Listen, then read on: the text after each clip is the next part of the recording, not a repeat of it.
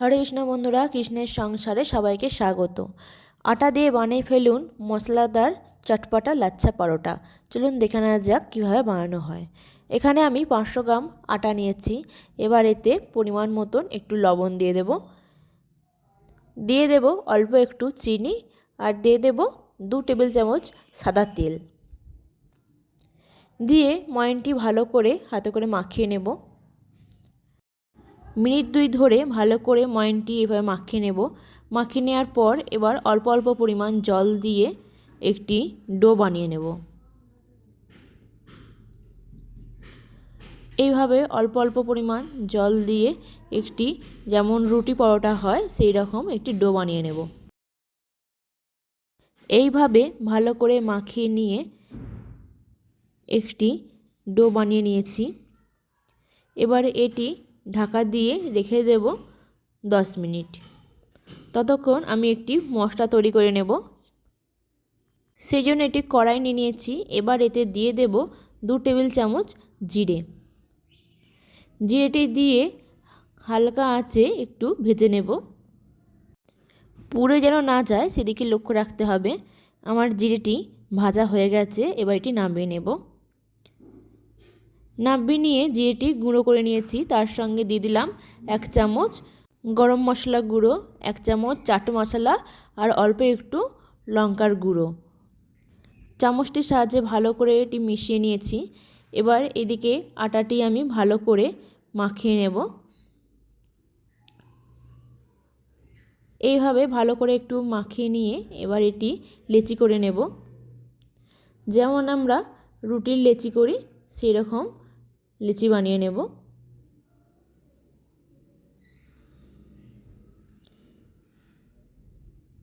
এইভাবে আমার সবগুলি লেচি করা হয়ে গেছে। এবার একটু গোলাকার শেপ দিয়ে নেব। এইভাবে সবগুলি একটি গোল পাকিয়ে নিয়েছি। একটি বেলনা নিয়ে নিয়েছি। এবার এটি তেল মাখিয়ে নিয়ে একটি ডো নিয়ে রুটির মতন করে বেলে নেব। একটু পাতলা করে বেলতে হবে। এইভাবে পাতলা করে বেলে নিয়েছি। এবার এর ওপর অল্প একটু ঘি নিয়ে চারিদিকটি মাখিয়ে নেব। এইভাবে হাতে করে চারিদিকটা ঘিটা মাখিয়ে নেব। নিয়ে এবার যে মশলাটা তৈরি করেছি সেটি দিয়ে ভালো করে মাখিয়ে নেব। এভাবে 1 চামচ একটু মশলা নিয়ে এইভাবে মশলাটা মাখিয়ে নিয়েছি। এবার এতে একটু মেথি পাতা দিয়ে ভালো করে হাতে করে একটু চেপে দেব। এরকম করে চেপে লাগিয়ে দেওয়ার পর এরকম করে এটি একটি ভাঁজ তৈরি করে নেব। যেভাবে আমরা ছোটোবেলায় কাগজের পাখা তৈরি করতাম ঠিক দেখুন সেইভাবে এরকম করে একটি একটি করে ভাঁজ তৈরি করে নিয়েছি। এবার তার চারিপাশে একটু ঘি লাগিয়ে নিয়ে এরকম রাউন্ড করে মুড়ে নেব। মুড়ে নিয়ে এবার এটিকে একটু আলতো আঁচে একটু বেলে নেব। এরকম গোলভাবে একটু আলতো আঁচে বেলে নেব। দেখুন একটি আমার পরোটা রেডি হয়ে গেছে। এবার একটি পাত্রে এরকম করে রেখে দেব। রেখে দিয়ে আবার একটি আপনাদেরকে করে দেখাচ্ছি। এইভাবে পাতলা করে বেলে নিতে হবে। পাতলা করে বেলে নেওয়ার পর এর ওপরে অল্প একটু ঘি নিয়ে ভালো করে হাতে করে মাখিয়ে নিতে হবে। গুঁড়ো মশলাটা দিয়ে ভালো করে মাখিয়ে নিয়ে এর ওপর দিয়ে দেবো অল্প একটু কসুরি মেথি পাতা। ভালো করে এরকমভাবে হাতে করে একটু মাখিয়ে নেব।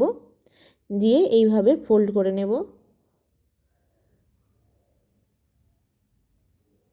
যেমন শাড়ির কুঁচি করা হয় সেইভাবে এইভাবে ফোল্ড করে নিয়েছি। নিয়ে এটিকে রাউন্ড পাকিয়ে আবার আলতো হাতে ভালো করে এটি বেলে নেব। এইরকমভাবে আমি সবগুলি করে নেব। এবার একটি তাওয়া বসিয়ে নিয়েছি। তার উপর অল্প একটু পরিমাণ তেল দিয়ে দেব। তাওয়াটি ভালো করে গরম হয়ে এলেই তারপর তেল দেবেন।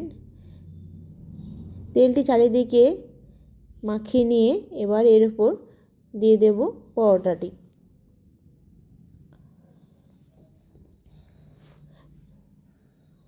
মিডিয়াম টু লো আঁচে পরোটাটি ভালো করে ভেজে নেব উল্টে পাল্টে। দেখুন এখনই কত লাচ্ছার পরোটাটি ভাঁজগুলি খুলে গেছে, কত সুন্দর দেখতে লাগছে। একটি পরোটা আমার হয়ে গেল। এবার এটিকে নামিয়ে নেব একটি পাত্রে। আরও একটি এইভাবে করে নেব। মিডিয়াম টু লো আঁচে এটি ভালো করে ভেজে নেব।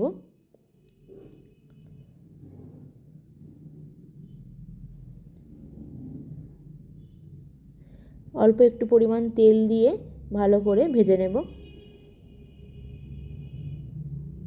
দেখুন ভাঁজগুলো কত সুন্দর খুলে আসছে। এই রকম একইভাবে সব পরোটাগুলি এভাবে ভেজে নেব। এরকম পরোটা বানালে মশলাদার, এটা শুধুই খাওয়া যাবে, কোনো রকম সবজি ছাড়াই এই পরোটাটি খুব ভালো করেই খাওয়া যাবে। বাড়িতে বানিয়ে খেয়ে আমাকে কমেন্টে জানাবেন যে আপনাদের কেমন লাগলো। আশা করি আপনাদের খুব ভালো লাগবে। দেখুন আমার সবগুলি রেডি করা হয়ে গেছে। দেখুন পরোটাগুলি কেমন সবগুলি ভাঁজ খুলে যাচ্ছে। এই পরোটাগুলি গরম গরম খেতে খুবই সুন্দর লাগে এবং এই পরোটাগুলি খুব নরমও হয়। এভাবে অবশ্যই আপনারা বাড়িতে বানাবেন এবং আমাকে জানাবেন কেমন হয়েছে। যদি আপনাদের ভিডিওটি ভালো লেগে থাকে চ্যানেলটি সাবস্ক্রাইব করে দেবেন।